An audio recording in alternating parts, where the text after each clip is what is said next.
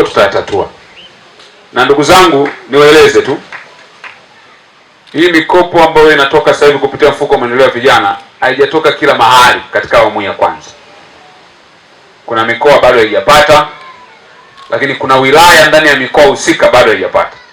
Lakini kwa sababu ninyi mna viongozi wazuri pia ambao wameweza kujipambanua, wameweza kueleza maono yao, wameweza kusimamia tulipohitaji ushirikiano wao, wameweza kufuatilia. Sisi kama waziri tulipokuwa tunasema tunahitaji jambo fulani, mtuletee taarifa fulani, hawachelewi, wanafanya kwa haraka sana. Wilaya ya Ludewa ndio wilaya pekee katika mkoa wa Njombe ambao tumeleta pesa katika maendeleo ya vijana. Kwa hiyo ningependa niwapongeze sana kwa mara nyingine viongozi kwa kazi nzuri ambayo wanaifanya. Lakini Mheshimiwa Mkuu wa Mkoa, hao viongozi ulionao katika halmashauri ni viongozi wazuri sana. Nilikuwa nasikiliza taarifa yao, namna ambavyo mkurugenzi, mwenyekiti wa halmashauri na baraza la madiwani walitenga fedha kwa ajili ya kufanya utafiti. Mimi sijawahi kusikia hiyo. Mara nyingi serikalini watu wakitaka kufanya jambo wanasema hatujaweza kujua mpaka serikali kuja kufanya jambo, lakini nyie mmetenga fedha kufanya utafiti.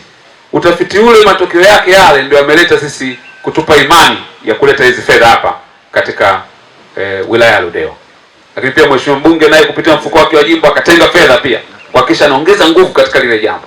Sasa yale matokeo ya utafiti ndio yametupa ujasiri sisi kama serikali kuu kwa maelekezo ya rais kuja hapa ili kuweka fedha nyingine nyingi zaidi. Kwa naomba niwapongeze sana viongozi ambao mko katika halmashauri kwa kazi nzuri ambayo mnaifanya. Sasa ndugu wananchi wa kata hii ya Lupingu, leo niko hapa kukabidhi mradi. Mradi huu ambao unagharimu shilingi milioni 400. Shilingi milioni 400 ni pesa nyingi sana. Lakini zote leo tumekuja kuziweka katika kata ya Lupingu, tumekuja kuziweka katika wilaya ya Ludewa. Mheshimiwa Rais alipopita kwenye kampeni aliahidi kwamba anataka kuwezesha vijana na wanawake kwenye masuala ya mitaji. Na hiki tunachokifanya leo ni utekelezaji wa ahadi ambazo Mheshimiwa Rais alizitoa kuhusiana na uwezeshaji kwa vijana na wanawake, hasa katika kuwapatia mitaji. Fedha hizi ambazo zimewekezwa hapa leo ni uwekezaji mkubwa sana ambao matarajio ya serikali ni kuona kwamba unazalisha ajira, lakini uwekezaji huu unaongeza kipato, uwekezaji huu unachochea maendeleo ya wilaya yetu ya Ludewa, lakini pia maendeleo ya mtu mmoja mmoja. Na mikopo hii ambayo tunaitoa ina tofauti kubwa sana ambayo ningependa niieleze ili muweze kuelewa. Mjue tofauti ya mikopo hii na mikopo ambayo ingeweza mkaipata mahali pengine. Tofauti ya kwanza ya mkopo huu hauna riba.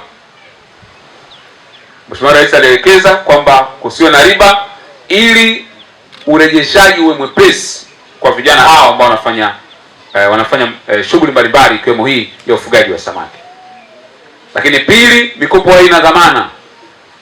Vijana walioko hapa hakuna dhamana yoyote waliohitaji. Kuna maeneo mengine ukienda kukopa mkopo sio milioni 400, hata mkopo wa milioni 5 tu unaulizwa kiwanja, unaulizwa nyumba, utaulizwa gari, utaulizwa una mali gani. Lakini fedha hii leo tunawakabidhi vijana 117 kutoka wilaya hii ya Ludewa wanaopatikana hapa, milioni 400 kwa vijana hawa. Hakuna dhamana yoyote ambayo tumewaomba ili tuwapatie hiyo pesa. Maana yake ni nini? Maana yake serikali imewaamini vijana, imeamini kwamba mnaweza mkasimamia, mkazalisha na pia mkarudisha fedha hizi. Lakini kitu kingine ambacho ni cha kipekee sana kuhusiana na fedha hizi ambazo lazima mkielewe, kwenye miradi mingine tukikopesha huwa tunawaachia miezi 3 kabla hawajaanza kulipa. Jana nilikuwa natoa pikipiki kule Kiela kwa vijana takriban milioni 87. Tunawapatia kama hivyo, hawana dhamana, hawana chochote, lakini tunawapa miezi 3. Wanazitumia mwezi wa 4 ndio wanaanza kurejesha marejesho. Lakini kwenye mradi huu wa ufugaji wa samaki kwa njia ya vizimba, hamtarejesha fedha yoyote mpaka mmevuna, mmeuza, mkishauza ndio mnaanza kurejesha. Maana yake mtarejesha baada ya miezi 8. Na wakati wote ambao mnafanya mradi, serikali imetoa fedha ya kutengeneza vizimba, imewaletea wataalamu wa kuwafundisha. Lakini sio hivyo tu, chakula cha kuwalisha samaki kwa miezi yote ya mradi serikali imenunua. Vijana wa nchi wanataka nini tena? Kwa maneno mengine, mambo yote ambayo yangesababisha mfeli tayari serikali imeshughulika nayo. Na moja ya makubaliano yetu na mtaalamu ambaye amekuja kutengeneza hivi vizimba na kuvifanya vianze kufanya kazi ni kuhamisha ujuzi kutoka kwa wataalamu wao kuleta kwa vijana wetu wanaopatikana Lupingu na wanaopatikana hapa Ludewa. Kwamba hata wataalamu wale watakapokuwa hawapo, shughuli ndogo ndogo za kitaalamu zinazohitajika kufanyika zitafanywa na vijana wetu walioko hapa. Serikali inatengeneza mazingira yote ili kuhakikisha kwamba vijana wa Ludewa wanaweza kujikwamua kiuchumi. Kwa mategemeo yetu kama serikali ni kwamba fedha hizi zimetolewa kama fedha za mzunguko. Nimewaeleza hapa kwamba kuna wilaya leo hazijapata, na wengine wananipigia simu, wengine wanaandika kwenye mitandao ya kijamii, kwa nini unaenda Ludewa? Kwa nini umetuacha sisi? Nilikuwa namuuliza mtu mmoja hapo, kwani Mafinga iko sehemu gani tukiwa tunarudi? Maana nimepokea message leo asubuhi nyingi sana. Wanauliza utapita lini na sisi tunatuletea lini, lakini wale hawapati, nyinyi ndio mnapata. Maana yake ni nini? Serikali imewaamini watu wa Ludewa, si ndio? Ludewa wewe. Kwa matumaini ni kwamba fedha hizi zitarudi ili tuwakopeshe wengine. Tunataka siku nyingine, Mheshimiwa Mkuu wa Mkoa, tukija hapa kama unavyosema, tukute vizimba vimetapakaa. Tukiuliza tuambiwe vizimba bana thamani yake ni bilioni 3, bilioni 5. Kwa sababu ukiweka vizimba, wanaofaidika sio tu wale wanaofuga wale samaki. Hapana, kuna mnyororo mkubwa wa uchumi.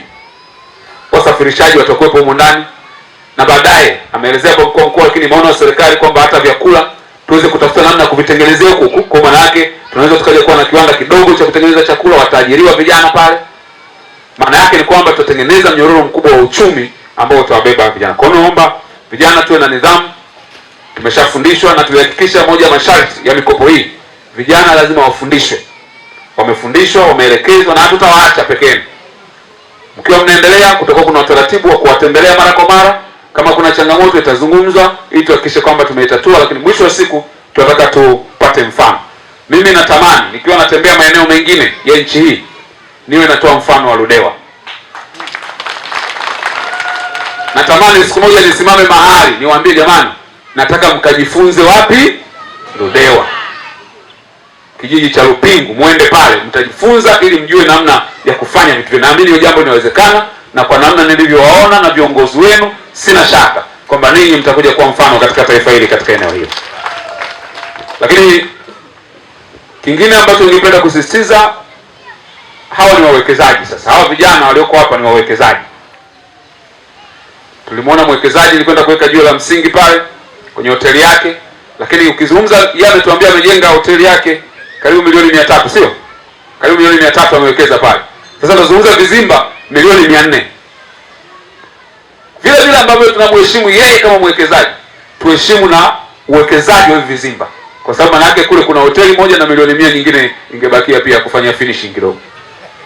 Kwa kama tunaheshimu uwekezaji wengine wanaokuja hapa Ludewa, wanaojenga viwanda vya cement, nisikia hapa, wanaojenga viwanja vingine, na hawa vijana, nia ya Mheshimiwa Rais ni kuwatoa vijana kutoka kuwa watazamaji kwenye mambo ya kiuchumi, wawe washiriki wa kiuchumi na kumiliki uchumi wa nchi.